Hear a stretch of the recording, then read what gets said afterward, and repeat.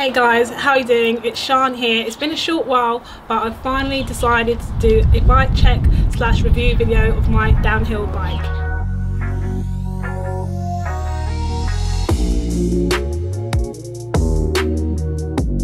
As you may or may not know, I bought the Vitus Dominer DH Bike Z late last year, and thankfully I've had the opportunity to ride it before the lockdowns came into force.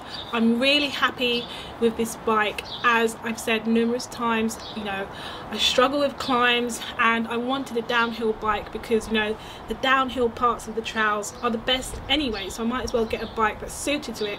And I didn't want to get another like enduro / trail bike. I wanted something that was completely different.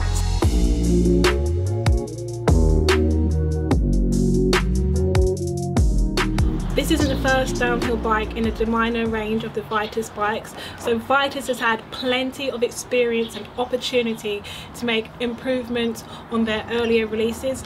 I've also checked with some sources for extra info, so shout out to @Vitus owners on Instagram. Let's start by first talking about the insane amount of travel on this bike. It has 200 mils both front and back, and this is where I really feel the difference with this bike. The forks are RockShox Boxer Select Charger Air, and I so enjoy fully utilising them out on the trails. I find my wrists like them a lot more as well. The rear shock is RockShox Super Deluxe Select, as seen here. It's an air shock, and I did have to tune the rebound a little as they weren't balanced straight out the box. The frame is a 6061 T6 alloy, which is aluminium as we say in the UK. I have a small frame size because I'm not actually as tall as I look, though the sizing does vary for the seat tube length and reach etc. with frame sizes, but the chainstay length is 445 mils, the head tube length is 110 mils, the head tube angle is 63 degrees and the seat tube angle is 74 degrees, and that's for all frame sizes. It also has the Angry Unicorn purple colour scheme, which I love. You couldn't get a more perfect bike for me, I don't think. It's giving me very feminine energy, so no offence to any guys who might have this bike. This bike also has a Shimano Z group set. I'm not sure if that's how they came up with the name of the bike, which is called the Dominer DH Bike Z, or if it's just a coincidence. It has 10 speeds, which I actually prefer on and off road, to tell you the truth, but obviously as it's a downhill bike it's terrible at pedaling on flat grounds. Let's not even talk about trying to climb with this bike. We have a number of nuke-proof Neutron components on this bike, starting with the handlebars, which come in at 780 mils on my small frame. This increases by about 20 mils on the larger frames. There's also a nuke-proof Neutron stem, saddle and seat post. I made one minor upgrade straight after getting this. I changed the seat clamp, which was originally a Vitus clamp, and I've put in an ordinary quick release clamp. If you've seen my most recent video, which is about bike upgrades, you'll know I now have a dropper post on this bike, which I put in just so I can enjoy and explore more trails on this bike, as some of the good ones do have a tiny bit of climbing, and a dropper post will really help with that. Moving on to my next topic, which is the Maxxis Esegui, I really don't know how to pronounce this, tyres. They are 27.5 inches by 2.5 inches.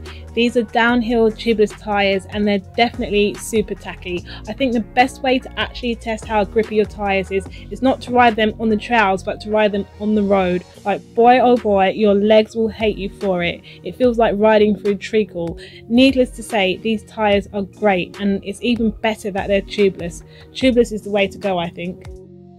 The Dominer downhill bike has Sunringle rims. There's a lot of debate about wheel size, but I find 27.5 works well for me.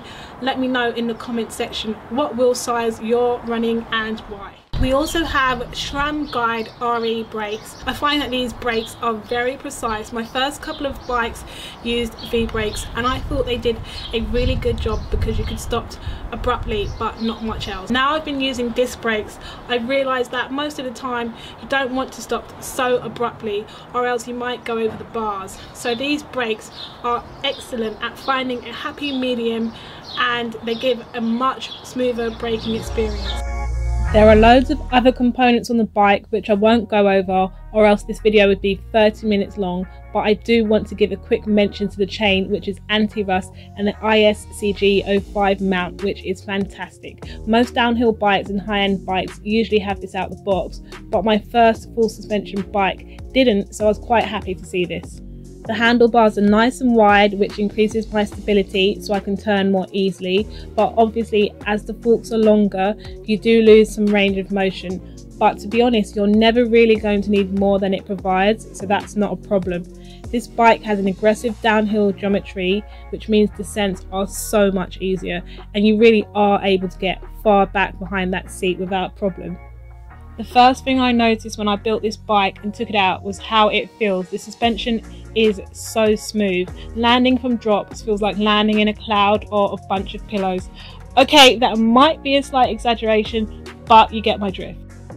I think the brakes are nice and sharp and precise. You'll notice this more on fast downhill sections. However, one sad thing I've noticed is that the coating on the frame isn't withstanding the test of time. Each time I go out with this, I'm getting more and more chips on the frame, which means eventually it's going to look a hot mess. I just wish it wasn't so easy to scratch. You know, I know there are like ride wraps that you can get, but obviously ideally you don't want to have to put so much on the bike. You just want it, you know, to look good for what you're paying for it. But all in all, this bike is fantastic to ride. It does make everything a lot easier, and that might not be what you want in a bike, but for me obviously it's great. So that's it guys, I hope you liked my little bike check review video. Riding around on this bike has been a blast. If you want to see more of this bike in action, then don't forget to like the video and subscribe to my channel. I also have a Patreon if you want to support me on my journey. The link is in the description. Thank you for watching guys.